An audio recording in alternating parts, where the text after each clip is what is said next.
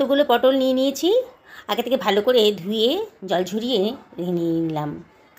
এবার আমি পটলগুলোর গাটা ছুরিটা দিয়ে চেঁচে নিচ্ছি। পটলের খোসাগুলো ছাড়াবো না, ছুরিটা দিয়ে একটুখানি চেঁচে নিচ্ছি।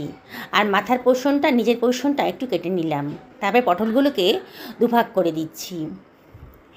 এবার পটলের ভেতর যে বিচিটা দানাটা রয়েছে সেটাকে আমি একটা চামচের সাহায্যে বার করে নেব।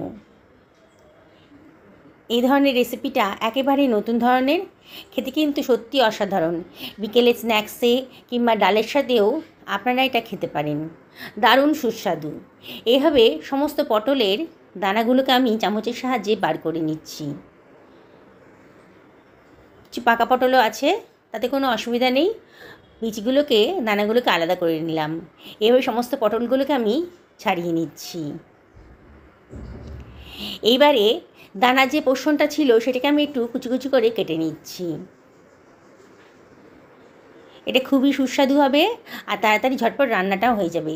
এবার একটি ভারী কিছু দিয়ে এই দানাগুলোকে একটু থেতো করে নিলাম।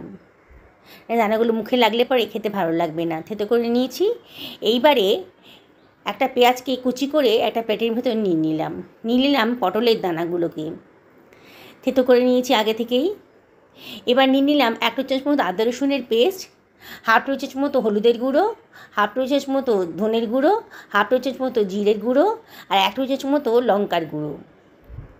আর দিয়ে দিলাম প্রয়োজন মতো লবণ, আর দিয়ে দিলাম কতগুলো কাঁচা লঙ্কা কুচি,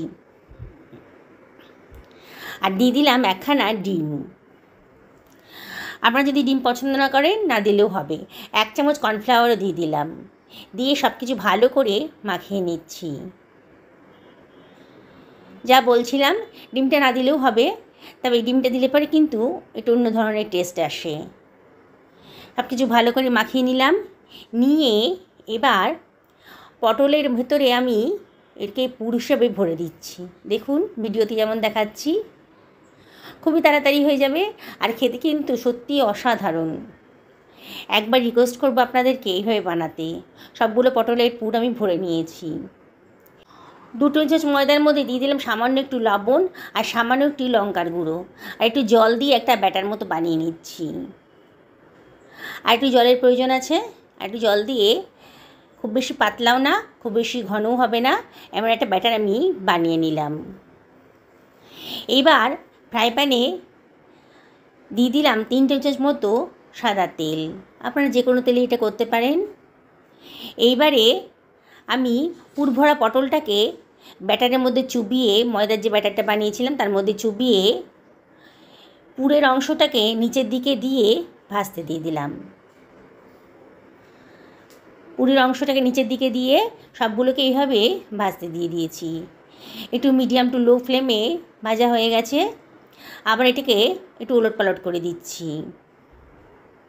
দেখেই বোঝা যাচ্ছে যে পোর্শনটা কিন্তু হয়ে গেছে।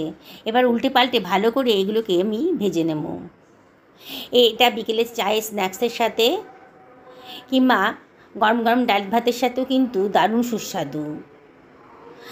একেবারেই নতুন ধরনের রেসিপি, আপনারা অবশ্যই এটা ট্রাই করে দেখবেন, দারুণ সুন্দর খেতে লাগবে। এবার তেলটাকে ঝরিয়ে আমি প্লেটের ভেতর তুলে নিচ্ছি। দেখুন আমার সবগুলো ভাজা হয়ে গেছে, বাকি যেগুলো আছে সেগুলো আমি ভেজে নেব। আমাদের পরিবারের সবাই এটা খেতে খুব পছন্দ করে। বিকেলে চায়ে স্ন্যাক্সের সাথেও আমরা খাই, আর ডাল ভাতের সাথেও খেতেও কিন্তু দারুণ লাগে। রেসিপিটা ভালো লাগলে পরে লাইক কমেন্ট শেয়ার করতে কিন্তু ভুলবেন না। আর আমি আপনাদেরকে অনুরোধ করব আমার চ্যানেলটা সাবস্ক্রাইব করার জন্যে। সকলে সুস্থ থাকুন, ভালো থাকুন এই কামনা করি ভিডিওটা এখানে শেষ করলাম।